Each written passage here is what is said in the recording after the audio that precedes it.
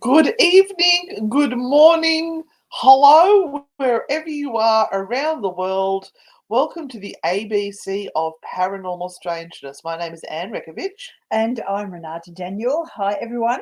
And we are ghost hunting grannies, or the ghost granny. She's finally embraced it. No, I haven't embraced it. I've accepted it. You've given in. I have accepted. There is a big, wide difference between accepting and embracing. And I will never embrace, but I'm accepting. Okay. All right. So we can either be your naughty aunties or we can be the ghost grannies, whatever floats your boat. I know which one floats Renata's boat. Hello, Uncensored Radio. How are you? We pop over onto Uncensored Radio every now and then and we do some interviews with those guys and have the best time. So make sure you head over there and support them as well. Looks like they're on YouTube. Excellent. Hello, Irene. How is Japan today? Hello, Zena.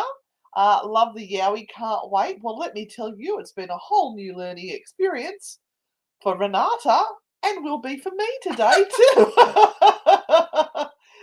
Thank you, guys. I'm busy sharing. If you could do the same thing, and if you could share to at least one other group or a friend or whoever, and let people know that we are on right now, not just to share our wonderful content because we have worked so hard and put in so many hours in making this happen for you, but also just to raise the profile of the Paranormal United Network, which have so graciously allowed us to be on their platform.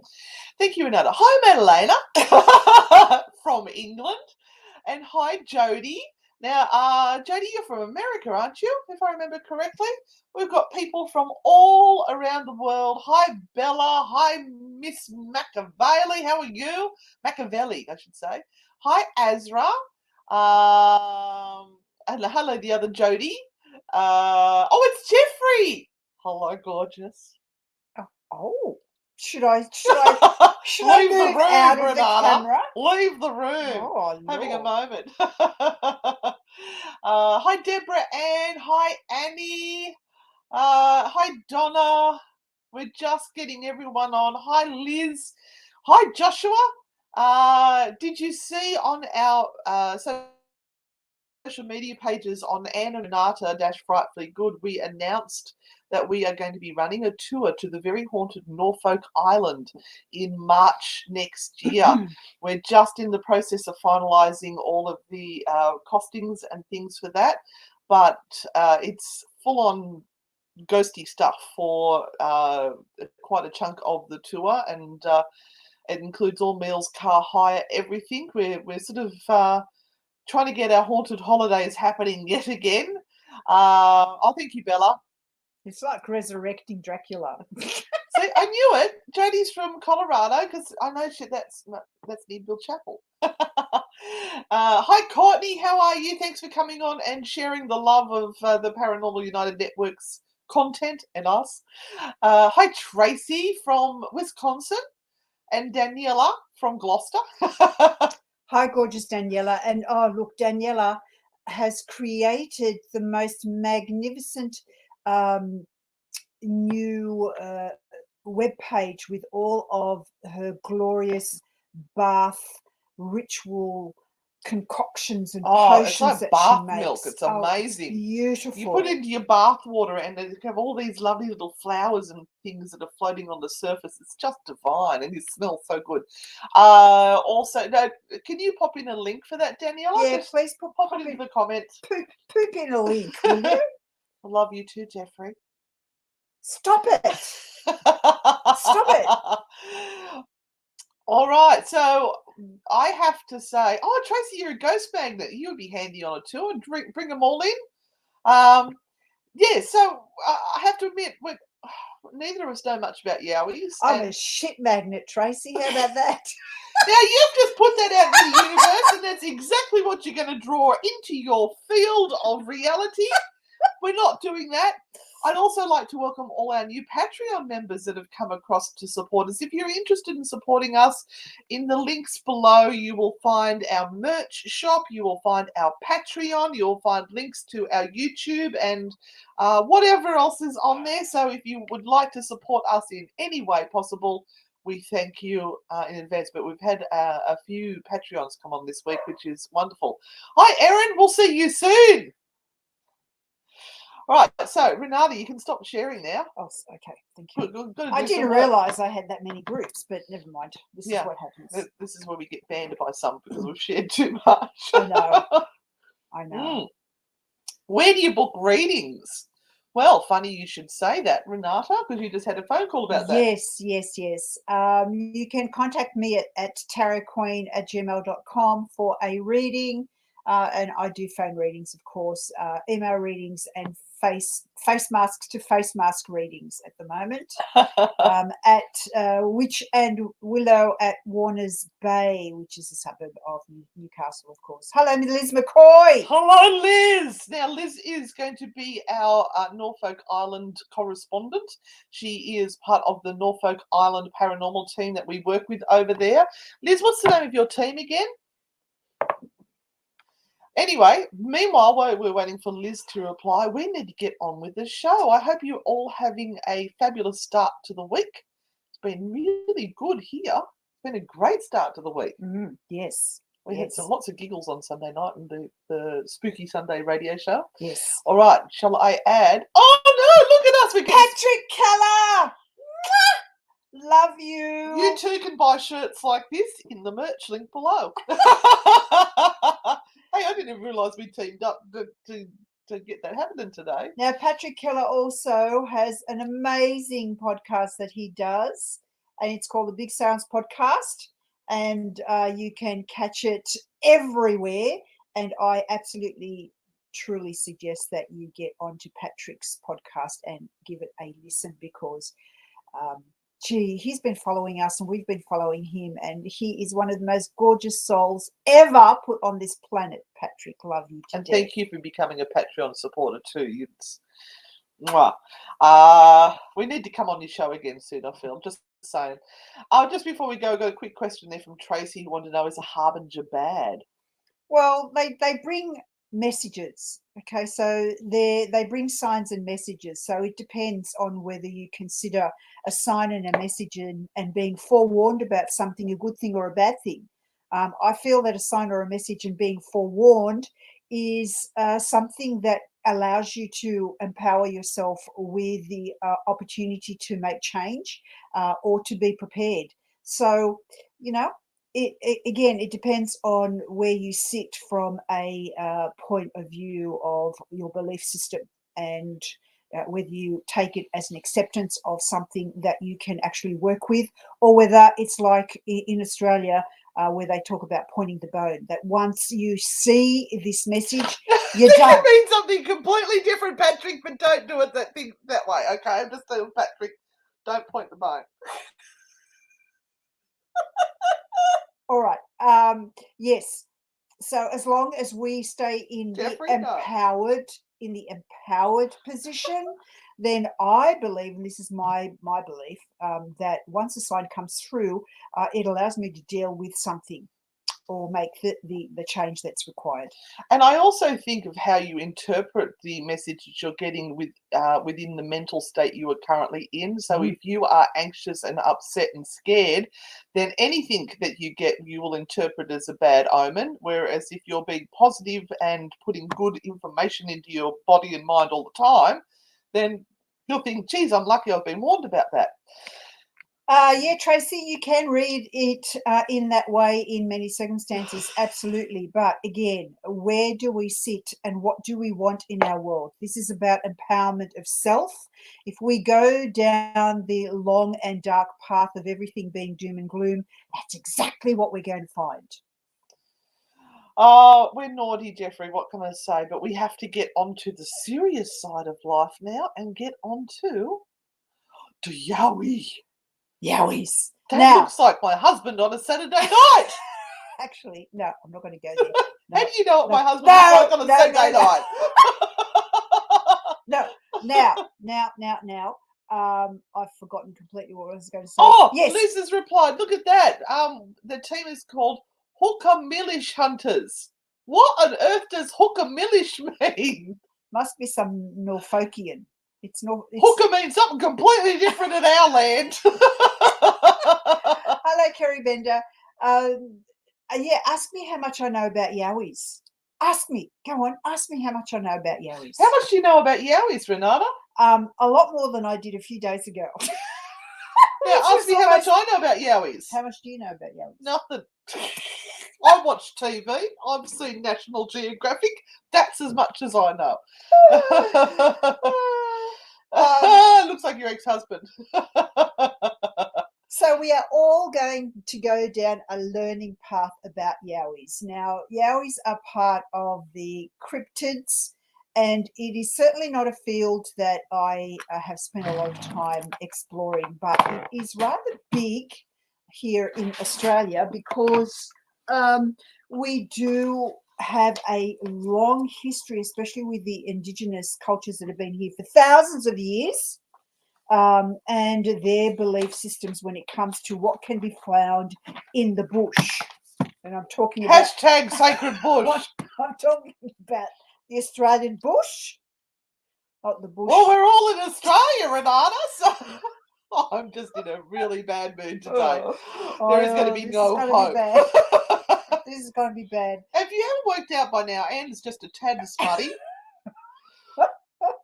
Anne's a disruptor. I am. And I went away with my husband for the weekend. Stop. So I'm all feeling good. The Yowie is usually described as a hairy and ape-like creature standing upright between 2.1 meters or 6 foot 11 inches. A huge beast.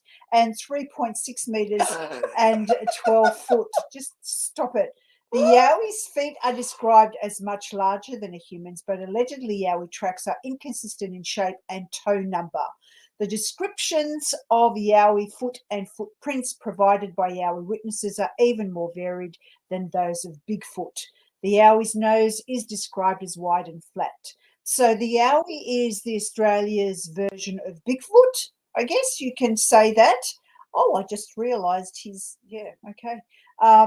And so in both of those countries, and I wonder if there's a similar thing in Europe, like a Bigfoot type of creature, or sure are they all about fairies and things? Madalena will know. We're looking for a similarity between the Yowie, the Bigfoot, and something over in England or Europe that would suggest that they had a big hairy creature that wandered the forests. You are right, Madalena. Isaac Butterfield did do a special on the the Yowies. Would you believe it was actually about 2 years ago now? It was quite some time ago. It was before he started doing investigations with us, if I remember correctly. Mm-hmm. Now, this presentation is going to have lots of stories. It is really interesting. I did find it interesting. Yowies are not my cup of tea. They frighten me to death. We do have a lot of friends who are very much into cryptozoology and do this consistently on a weekly basis. And they have had experiences that have literally changed them. And one of the stories I'm going to read later on, which is a very, very, very early story in wide Australia history, actually has to do with our backyard, Newcastle. Oh, really? Yes. So maybe that's the really one that Cade was telling us about. Also, no, this goes back to the 1892. Maybe not. Jeffrey said that Sasquatch in America as well. Yes. And skunk ape in Florida from Joshua. The Indigenous also have the Junjari, which is smaller version, also known as the little hairy man from Miss Machiavelli. Yes. Are we ruining your whole presentation? No, not at all. Jeff says, I think I dated him once. Hi, Stephen. How are you? Crypto makes me want to go wash my hair, says Patrick. So behaviourally, some report the Yowie as timid or shy. Others describe the Yowie as sometimes violent and aggressive. So welcome to early Australia, and this is what the early Australians would have lived in. And my God, like, I don't want anything to do with that. That just looks horrendous. And can you see the women dressed in white? Yes, Now, I was going to say. how does this even happen? How does it happen? They would have had to go down the creek and smash those dresses up against rocks and try and get that. No wonder they're get all so those- thin. Oh. Those children are in white clothing. I just, So that's the English heritage that's come across, where we have to Wow. still dress. Well, Yes. back then we had to dress in white and Yes. beautiful clothing. Yes, and back then, literally everything out in the bush would kill you. Still It does. still does, but we don't, like, we live in cities nowadays. That is literally, that's horrendous. So the natives of Australia. Sorry, Jeff was saying, not going to lie, a friend has a costume and scared the children to death, and she loves to go out and find hunting cams and appear in front of them. That's gold. That is something I would do. That is amazing. And I'm going to change the dialogue here because I did copy and paste this first bit, and I really don't like that terminology, the natives of Australia. Natives of Australia. That's awful. Just awful. So the first peoples of Australia, the indigenous peoples of Australia, believe in the Yahoo.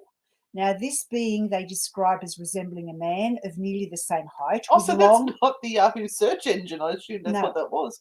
With long white hair hanging down from the head over the features. The arms are extraordinarily long, furnished at the extremities with great talons, and the feet turned backward, so that on flying from man, the imprint of the foot appears as if the being has travelled in the opposite direction, although they describe it as a hideous monster of an unearthly character and ape-like appearance. So another story about the name, collected from an Aboriginal source, suggests that the creature is part of the dream time. Yes, it would be.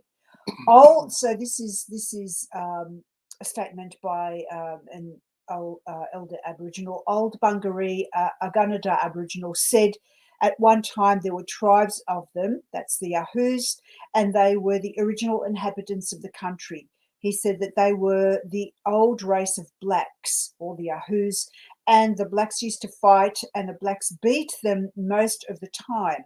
But the Yahoo always made away from the blacks, being a faster runner mostly.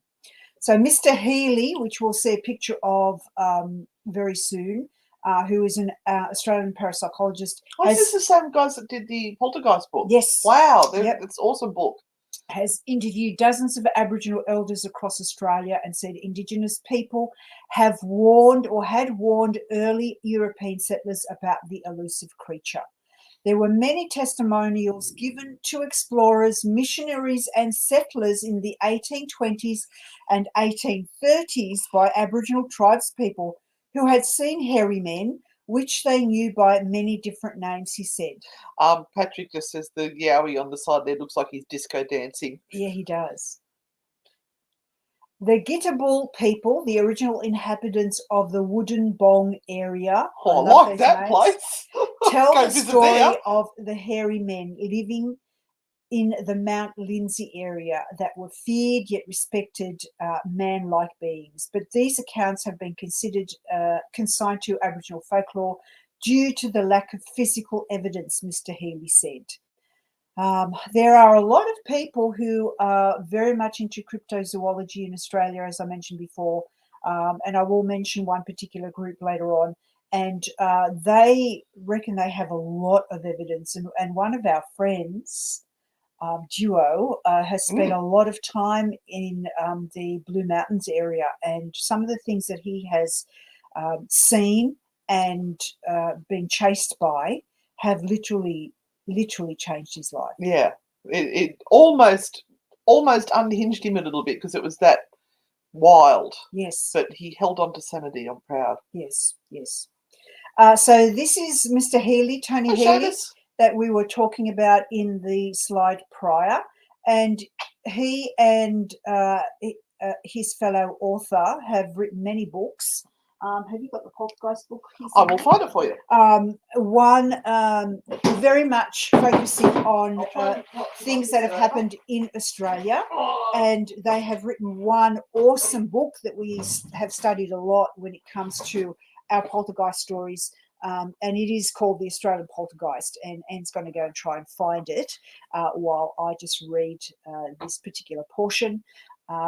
So really big feat. A well-known sighting in the vicinity of Woodinbong occurred in 1928 at Palin Creek, about 30 kilometres across the Queensland border, which is north of us, in the Border Ranges region. So Yowie reports have been consistent since the colonial era, all along the border ranges, and Woodinbong is right there at the foot of that range, Mr. Healy said. Oh, sorry, that's my husband calling. So this here is. Hang on, let me switch back so they can see that on full screen. I just will get back into that one. I'll just remove that. Here, this is the book. So then notice all the little bookmarks and things I've got in there at the moment. So Tony Healy is the gentleman that we are talking about in this particular mini workshop, and Paul Cropper is the other gentleman that he works together with. An Australian Poltergeist is an awesome collective of stories, and really well looked into. So every story that is written in here, they have actually taken a part in investigating. And it's really nice guys too. Really easy to awesome read. book. Yeah, really awesome book. Thank you. Now, do you want me to go back to the other screen? Yes, please. Add that back in and go back up to there. Awesome, thank you. Go. So in 1928 at Palin Creek, Bob Mitchell said he and a mate were riding through that area at about 10 a.m. when they saw a Yowie. Mitchell's account is featured in Mr. Healy's book, and this I'll show you Mr. Healy's book in a second. And we saw a Yowie standing in a clearing not far from us. In that light, there was no mistaking it. It was about 7 feet tall, with a black human face and a gorilla-like body covered in thick brownish hair. It showed no aggression, just looked at us for a moment and then turned and disappeared into the bush. It had really big feet and could move fast. And what Mr. Healy is holding on to right there is, of course, a casting of an imprint of what they believed would have been a Yowie footprint that they had found in the bush. Now, Madeleine is saying she wasn't aware of the Europe ones, but she said mostly in the UK, the cryptids are big cats and lake monsters like Nessie and the Beast of Bodmin. Might be a good one for True Hauntings. Oh, the Beast of Bodmin. Yeah, around Yorkshire there is a Bargast, which is a shape-shifting black dog. So thank you, Madalena. Correspondent from England. We've got correspondence worldwide. It's awesome. Thank you, Madalena. We'll have to look at some of those. So this is the book that we are talking about, and it is, I would guarantee 100% that it is as equally fascinating and well written as the book we showed you on Australian Poltergeist. Oh, wow. And this is called The Yowie, In Search of the Australian Bigfoot. This book chronicles the Yowie saga from the pre-colonial era to the present day. It contains over 300 carefully documented eyewitness reports and vast amounts of data, much of which suggests that the damnably elusive creatures really do exist. The authors also critically examine the many theories that have been put forward to explain or explain away Australia's most baffling zoological mystery. And this is the great thing about Tony and Paul. They do a lot of critical examination in their work, and they just flatly give you the information. So they try not to as little bias as possible. Add bias to what they are actually presenting, which is really, really an awesome way. Morning, Gareth. Don't you love this? This is a picture that was drawn by an eyewitness. And doesn't it look like the cartoon? Pecs to die for. Seamus, thank you so much for sending the stars. We really do appreciate that. That gets us a little bit closer to our next haunted destination we're going to stay at, which is in the hands of you guys, by the way. But this is quite interesting because when you look at the cartoons or the graphics that we've added in, and this being a eyewitness picture, they look identical. Funny about that. That's awesome. And this is a newspaper clipping from the Wodenbong area. I love that word. And it shows horrendously how close these particular creatures actually came into civilization. Is that another eyewitness photo there? If you can see that, which you can because I've just put it up, these things were in somebody's backyard. That's crazy. And this is the Avril, thank you. This is in the 1970s. You just carry on there. I just have to keep doing my work, okay? Absolutely. You do your thing, I'm doing my thing. Awesome. Just make sure that, when people say something, you put it up, which is awesome. Acknowledge them. So the famous sightings in the 70s. So 2 sightings in the 1970s, widely reported by the media, cemented Wodenbong's reputation as Yowie country.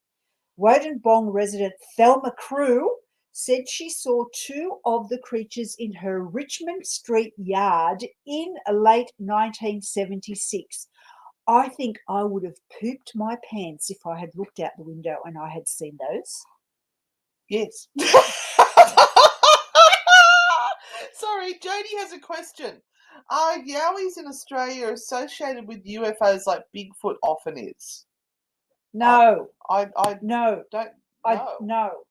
I would say very much that they are of the land and they are older. And if you, in many, I'm just saying, I'm assuming, I'm probably just saying that I'm assuming, many Aboriginals would actually attribute them to the original owners or original inhabitants of Australia. So they're going back to the Indigenous dream time when everything in Australia was created. So I do not believe that they are associated with UFOs. I may be wrong, but I don't think so. And don't forget, if you haven't shared yet, please share the live feed so we can keep these numbers building on here. There's something else I was going to say there. Deborah Ann said maybe it was someone with hypertrichosis. So I assume that means that a lot of hair on the skin. I'm not sure. Didn't Robin Williams suffer from that? No, maybe it was just hairy. Possibly. So I'm just going to go and read you a little bit of the report of her story that appeared in the local paper. I didn't turn on the kitchen light straight away because it was such a moonlit night. Yep, it's excessive hair growth. I stood at the open window looking at the view.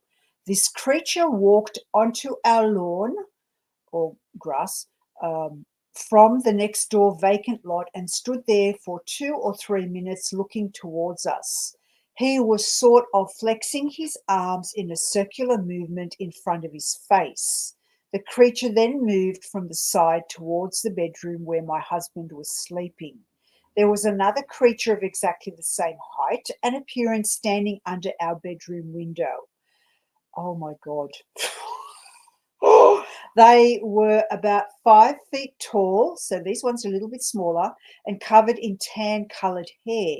Their heads seemed to be sunk low into their shoulders. Like no neck. I couldn't see the facial features properly. They had a shuffling kind of walk. I was much too close to mistake it. So Mr. Healy said skeptics might dismiss Mrs. Crew's story as a waking dream. However, another alleged sighting occurred 10 months later, just 300 metres away from the home of Jean Maloney. So you wonder then if it's suggestibility or whether Jean wanted to feel special too. Yeah, but 10 months later, you'd say it within. You would. You'd go, me too, me too. You wouldn't hold on to something 10 months later. Oh, I don't know. Plus, then that. I hold on to things for years. Yep. Ask my husband. Yep. Mr. Crew had not told anyone about her. Mrs. Crew, sorry, had not told anyone about her encounter until after she read Mrs. Maloney's story in the Now, Northern Star. did in she maybe 1977. not read that story till later? And that's why she said, me too, me too. Sorry, no, I'm just being a dick. All right. Miss Machiavelli said, no, we have some that believe they're dimension travel but are part of the land. So referring to the UFO comment. Oh, okay. Thank you. Awesome. Also, just quickly, hi, lovelies. Well, this is interesting. They say Kilcoy in Queensland is also famous for the Yowie man or the Yarra man. They say they are interdimensional. That's why they are rarely seen. Oh. And Kilcoy, I think, or Kilroy. I might have been a Kilroy, typo. will, I think, be mentioned, yes, because it is an area where... No, they're saying Kilcoy. Everyone's saying Kilcoy. That is very, very famous in Australia for information about the Yowies. Oh, lovely. That's nice. Miss Machiavelli saying, charm, yes, Kilcoy, I live 30 minutes away. It backs onto the forest and land towards the Glasshouse Mountains. They even have a statue of the supposed Yowie. Yes. Wow. Yes. So this is one of the big Yowie groups in Australia. If anyone is interested, they can go and search for some more information about it. All I could get really was this. Because nothing on the site is sort of clickable or usable. You actually have to go onto the site and do your own researching, which is fair enough. They're holding on to their information and not making it really shareable. So it's yowiehunters.com. It's quite a large group. They do have a lot of information about sightings, where the sightings have been, and lots of different stories there. So if you are truly interested in the Yowies of Australia, this was one really good site that I found. Now, while I'm on this picture, I want to read an article that what is part of that particular site. And what they have also done is they have included articles that go right back to the early times when the English arrived and claimed Australia as their own. And they did it so well, didn't they? Yes. We won't go down that path. So let me read this. So this comes from a gentleman called Reverend Threadkeld. Now, Reverend Threadkeld came out to Australia and was called out to come to Newcastle, which is where we live, which is an hour and a half north from Sydney, which is the capital of New South Wales, and where the first settlement in Australia started, when Captain Cook came out and put the flag in and said, this is ours, everyone else piss off. And he was brought out to Newcastle to take care of the local Indigenous people and get them out of the township, because where we live was Indigenous territory. This was their heaven, really, their nirvana. They had fishing, they had ample food that they could hunt. They had cleared land where they could have their meetings and they could live. And it was clean land, and the Indigenous Aboriginals of Newcastle were the first tribes to actually use coal, which was abundant in the area at that time, for cooking. So everything that they wanted was here. Now, the English came and they, of course, brought convicts with them, and the convicts reoffended. And so not only did they have to place those reoffending convicts somewhere out of the main colony, but there was also an uprising, and those that weren't hung on the spot were brought out to Newcastle to be made a spectacle of, to go, well, we're going to even stick you further out into the bush where it's completely wild and you'll never be able to come back to Sydney. And so Newcastle became an open-air jail. And these guys arrived in Newcastle under ball and chain. And the problem was that the Indigenous here still lived here, and they had issues in trying to get them out of the settlement here. Once more and more convicts and their families started to arrive in Newcastle. So Reverend Threadkeld was brought out to learn all about the Indigenous people and to make friends and to quietly shift them on and shift them out. So I guess that's why I'm giving you that little bit of information about who this person was. Annie is just saying that November is the Indigenous Peoples Month. Oh, nice. So how perfect is that? Perfect. Thank you, Annie. So Threadkeld wrote about this back in 1892 in an Australian language. So this is where this information comes from, and it's called Other Spirits. And I just want to give a quick shout out to Karina Luby, who has let us share this post onto their page. So if you want to go and support their group, they are Para Townsville. Oh, awesome. So thank you so much, Karina. We really appreciate that. Shout out to you guys. So brief accounts of other supernatural beings are provided by Threadkeld and Matthews, but details about them are sketchy and their role in the overall mythology is clouded. And this is what they say. Malevolent bush spirits. And it kind of puts a chill through my bone when I read that it is about Newcastle and Mount Sugarloaf, because I literally live probably about 15 minutes from that place. So around Newcastle, and especially on the slopes of Mount Sugarloaf, the forest is frequented by a fearful spirit named Putikan. He was shaped like a tall man and had a hairy body with a large mane. His feet were reversed so that he could not be tracked, and his skin was so tough that no spear could pierce it. Now, we talked about that right very early on, where some of the local Indigenous people talked about this hairy being with their feet turned backwards. Yeah. Oh. So whenever Putikan met a man in the bush, he lifted the potential victim's upper lip to see if he had undergone the tooth evulsion rite. If the incisor was missing, the man was safe.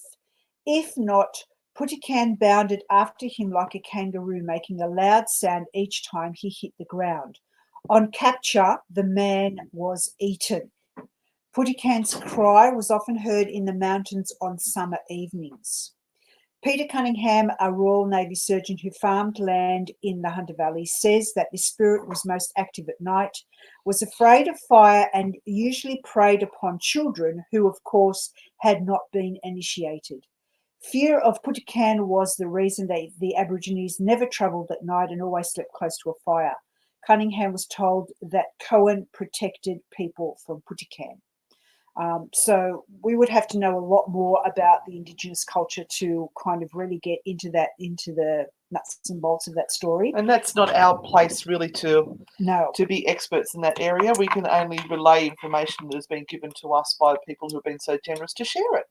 I just thought it's really interesting that we go right back to the early years of white settlement in Australia, and these stories exist.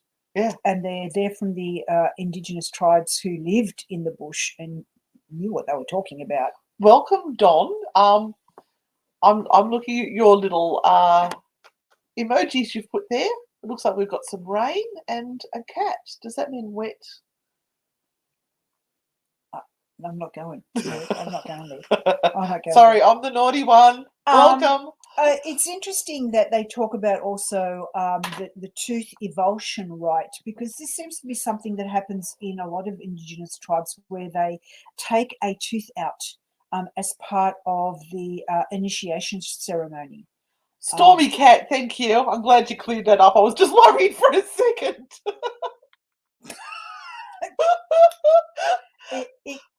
It could be translated into something very different. Very different for Australian people. I don't know if it translates the same way in other countries. Another word for cat, which okay. We just won't go there. Okay, let's go back now to the slides. We only have a few more slides. Okay, so I'll pop you back on the stream. There you go, and we'll get back over to the slideshow. I'll give you back the mouse. Thank you. I only Thank have one you. job, and that's to use the mouse, and she's taken it off me. This is a very, very well-known person in the cryptozoology world Oh, in Australia. yes. The Yowie man himself. Oh, what's his name? God, I forget now. Who knows It's this? not Tim the this- Yowie man. No, It's a different one. Who's It's Fred, Rex Gilroy. Rex That's it. Gilroy. Rex Gilroy. Yes, he Oh comes my when goodness. we used to have paranormal conventions here. He would come with all his plaster cast of all the supposed footprints, and there were some very dubious ones in there. He's very passionate, absolute sweetheart. Yeah, people have given him a really hard time. Yeah. Hard time. So it's funny how one mystery can lead to another. Oh, speak of the devil, there's Duo. Hello. We were just talking about your stories and what happened with you. Yes. We need to get you on as a. I can try and organise that. Would you be willing to come on and tell people what happened to you with your story? We'd love it. I'll get a link and send it to you. All right, just excuse me. I'll pop off Yep. here. And... So it's funny how one mystery can lead to another. As devoted readers would know, we've been writing about Tasmanian tigers in recent weeks. Christian Kropp told us he'd twice had encounters with the creatures deep in the Barrington wilderness, and researcher Rex Gilroy believes the creatures still exist in the Barrington Tops and other areas like the Blue Mountains and Jenolan Range. So this is the cryptids. Rex and his wife Heather also do research on Yowies, which were said to be Bigfoot type creatures that lived in the Australian wilderness. They were part of Aboriginal legend. Some people think they still exist. In a 2014 newsletter titled Heather Sees Two Yowies, Rex Gilroy wrote about his wife's eyewitness account of seeing a Yowie. It's such a great yarn. He says we simply must recount it. And he tells it all the time. So the story begins when Heather catches a glimpse of a dark shape moving about in the roadside shrubbery just ahead of the car. I had that eerie feeling that I was being observed by unseen eyes in the dense forest growth, Rex wrote. Later, I discovered hominin feet impressions, indistinct and embedded in grass amid the shrubbery on the slope above the road where Heather had seen the mysterious dark shape. I had no doubt that she had spotted a Yowie. They later drove down a section of forest-covered mountainside. The time was 4:45 p.m. and I was looking at the passing forest and gullies. As Rex gazed at the trees, Heather saw some kind of creature about 60 metres ahead, standing in the middle of the road. She insists that it was definitely not a kangaroo or wallaby. This creature, which stood on two legs, briefly manoeuvred around some rocky gravel on the road. When she looked again, the shape had moved across the road to the right into shrubbery at the base of a 3-metre high bank, above which was a densely timbered mountainside slope. Immediately behind the tree trunk, a steep slope dropped down through forest into a deep gully. It was apparent that the hominin had emerged from the gully to move along the edge of the road past the trunk before crossing the road where Heather had seen it, to the base of the bank where it was then obscured by the foliage. Rex continued. At this point in time, it made a quick scramble, climb up the shrubbery-covered bank to escape unseen into the forest beyond. Examining the bank on the other side of the road, I discovered fresh scuff marks in the grassy soil where the hominin had made its quick climb up the bank. I knew it would be useless to attempt a pursuit in that steep terrain, but now I was certain that Heather had caught a glimpse of a Yowie, although the figure was some distance down the road when spotted. And this is a photograph, not particularly of that particular Yowie, but it is another photo that has been online by Yowie researchers who claim that this particular picture that they have is a true picture of a Yowie that they had seen. Interesting, isn't it? Mm. So turning to Heather, I said, congratulations, whatever form it was, You have become one of those lucky people who have seen a Yowie.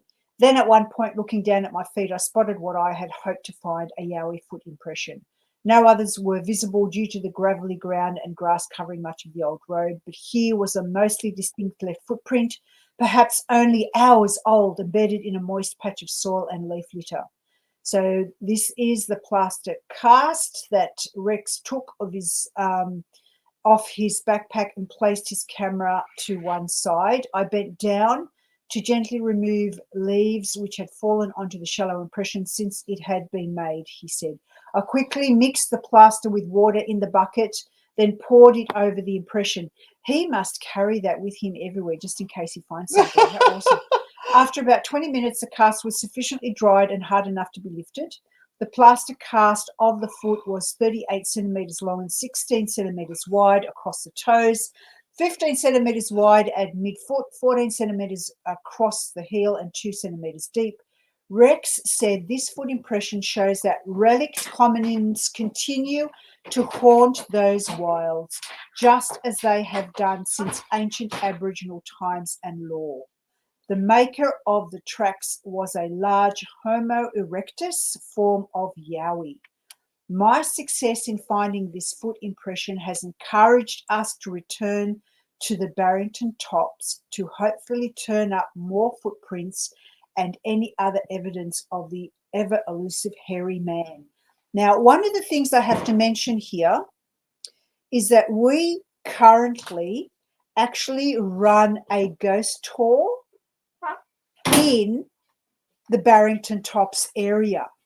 It is a tour that is called the Mountain Maid Gloucester Ghost Hunt, where we actually go into the Copeland Tops, which is part of the Barrington Tops, and we go into the forest. We do. And there's critters and bugs everywhere. It's fabulous. We go into an area where an old gold mine and the entrance of a gold shaft still exists. 2 tickets left for the next one. Is that right? No, they're sold out. Oh, sold out. Yes. So I've posted the next one now. And this is the area they find these creatures in. Oh my Lord. We'll have to call out to them. Maybe Duo can teach us the call. And we can try some knockings and things like that. Maybe he has to come on the tour. Oh! Duo, this is an invitation for you to come to our Gloucester tour, okay? I think you would be I've got chills. They're multiplying. You would be awesome on this particular tour because it would just be amazing to come be our volley. Yeah, to see what you get out there. Yeah. So thank you for listening to this small presentation on the Yowie, and we ask you to follow us on Facebook, Instagram, TikTok, and please subscribe to our True Hauntings podcast.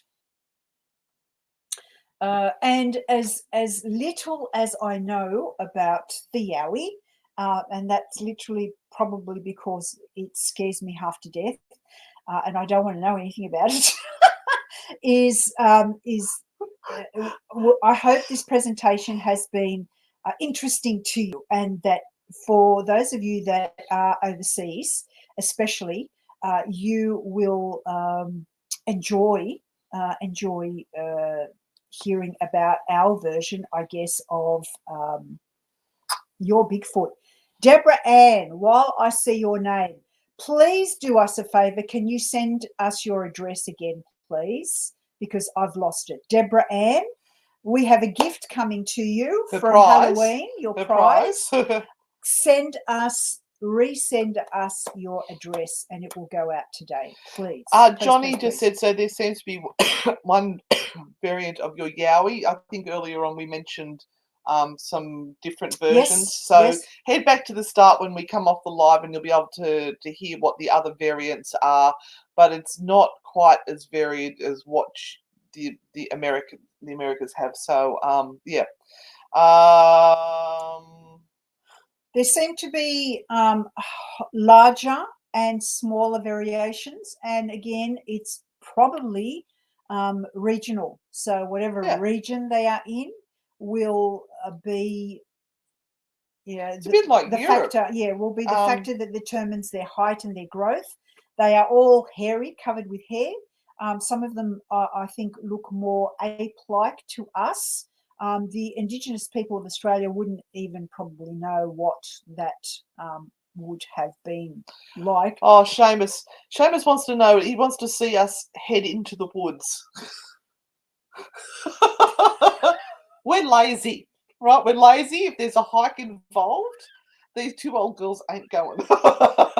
There's things out there that bite you, Seamus. Have you been into the The Australian Australian woods? bush is not a safe There's place. freaking ticks, there's spiders, there's snakes, there's all sorts of crap out there. There was a thing going on about moist whilst Oh. you were talking. So this Okay. is one of the shirts that the Buttsman. I'm going to not say Buttsman because it makes it sound really different. The Buttsman gave us when we were doing some of his filming, which we're going to start up again soon. We're excited. So yeah, that was the moist shirt because someone said who hates the word moist, and I'm like, yeah, we had to wear a t-shirt with it on. It's in the promo that we run at the start there. Deborah Ann is saying we used to call out the Yowie. So we actually, the Hunter Valley is renowned for cryptid sightings, which is where we live. And there are a number of areas where, if you go back historically, there are stories not only from the local Indigenous people, but also from the first settlers who heard and saw things that scared the absolute bejesus out of them. And if you kind of think of the type of places these first settlers came from, which were large industrialized cities and villages that had rolling green hills and cows, and then they came out to the Australian bush. And if we go back to that first black and white photo that I showed you, I can get it back for you. What the Australian bush looked like, Ooh. You kind of go, yeah, no. Oh, the one with the slab hut, like that one there. That is not a slab hut. No, that's not a slab hut. I saw black and white, and I went, "Woo, that's it! There we go." Yeah. No, I do not want to be pregnant and having a child out there. I just don't want to be out there. Like, there's people that will go camping that sort of stuff now. How do you do it? My idea of camping is a 3-star hotel. Preferably with a murder in it. Not a current one, a historical one. Apparently he wants to see our moist shirt again. Let me just remove that. The Buttsman has a whole heap of different moist. I think he's got men's underwear. Rather generous size. I think he has a range that as a dress of men's underwear with moist on it now as well. Yeah, Stephen, it's terrible. Yeah, he's very naughty. He's even naughtier than us. Any final questions before we slink away into the darkness? After today's presentation, it's just getting more and more chaotic. It just gets that stage in life, Don, where camping is just too much hard work. And yeah, I just I'm lazy. I have never.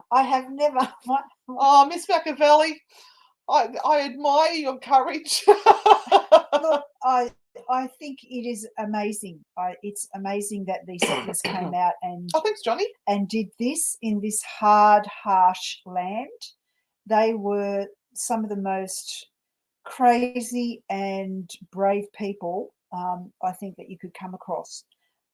But I'm glad I'm living where I'm living now with flushable toilets and hot and cold running water. Do you have your cards with you? Because Belinda said if you've got time, can you whack out a card for her? No, I don't, sorry. Belinda. Sorry, Belinda. Johnny, we so want to do some more movie reviews. The thing is, we have to fly up to Queensland to do that with the team that film us for that, and they've just built a brand new studio. And congratulations to what have they called it? Collab bar. Collab bar. Yeah, Collab which bar. is like collaboration, but it's collab bar. So once we get borders reopened, we will be heading up there hopefully and doing some more because I loved doing those. There's quite a few of those on YouTube for those who may have missed the Ghost Hunters React series. It's quite funny. What's Faye got there? North Cliff Forest Park. National Park, yeah, Southwest. You will find all of our adventures on our YouTube page, and has done a lot of work over the last 6 months to place all of our YouTubes and all of our lives onto our Facebook page, and you'll find it at Anne and Renata, ANNEANDRENATA, on YouTube. Please subscribe. And there is a plethora of different things, different strokes for different folks, depending on how crazy you actually want us. Only page. It's okay. It might come next if it makes us money. Who knows? We're not that desperate. There are people out there that would watch it. I know. I know. I do realise this. That's the horrendous bit about it. But yes, look, thank you so very, very much, everyone, for watching today. We are coming to the end of the A to Z of Paranormal Strangeness. Next week is Z, our last letter of the alphabet, and then we start over.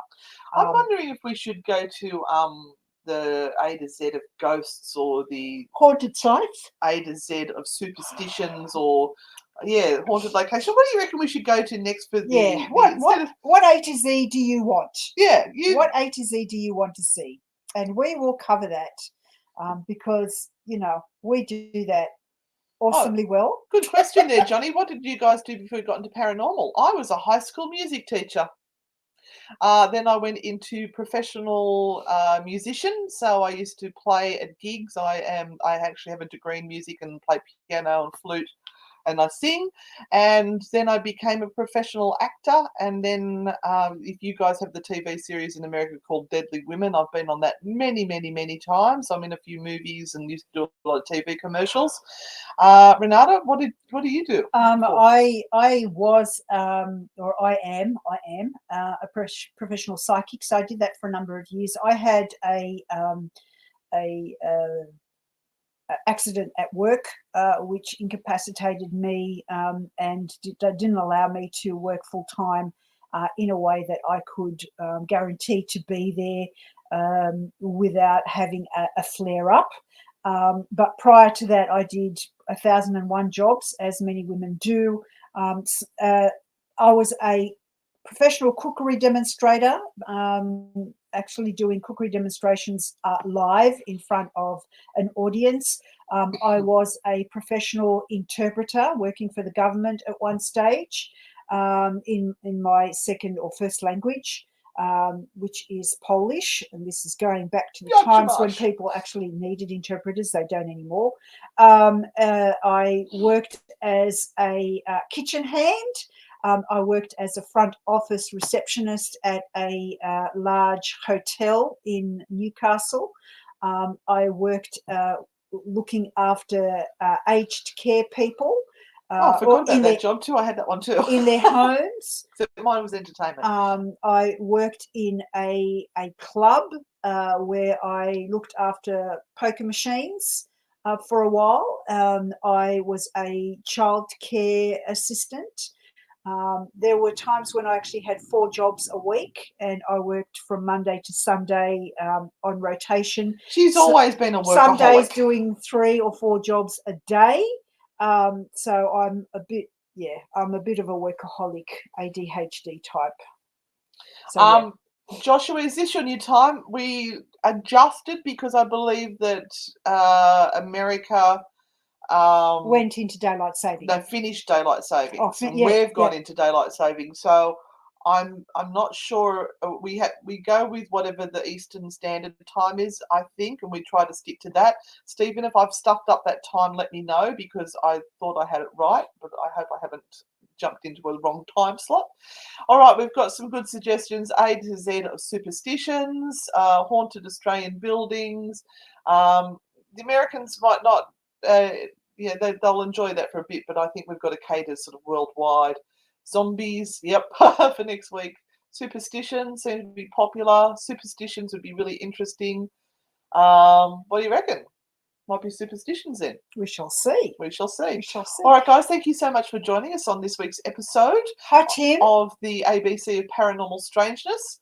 And we will be back this time next week with the last letter of the alphabet for this series. And in the meantime, we'll see you all on the dark side. Bye. Bye.